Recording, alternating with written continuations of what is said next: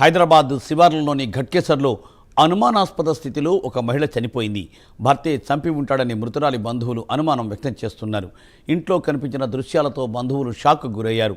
ఇంట్లో వస్తువులు చెల్లాచెదురుగా పడి ఉండడంతో పాటుగా గోడలపై రక్తపు మరకలు కూడా ఉన్నట్లు గుర్తించారు. వెంటనే పోలీసులకు ఫిర్యాదు చేశారు. పోస్టుమార్టం నిమిత్తం మృతదేహాన్ని గాంధీ ఆసుపత్రికి తరలించారు.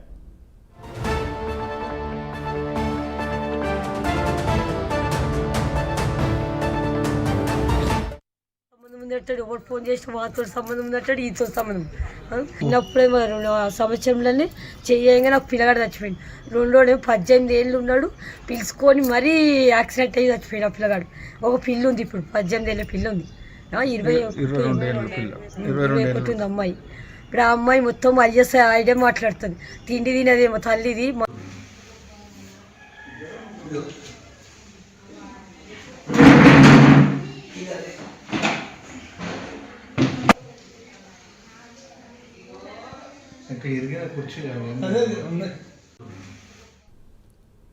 ఏదులాబాద్లో ఉంటున్న శ్రీనివాస్, అనురాధ భార్యాభర్తలు.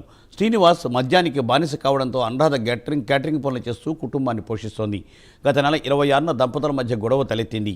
ఈ ఘర్షణలో భర్త కొట్టడంతో అనురాధ స్పృహ కోల్పోయింది. ఆసుపత్రికి తరలించగా చికిత్స పొందుతూ ప్రాణాలు కోల్పోయింది.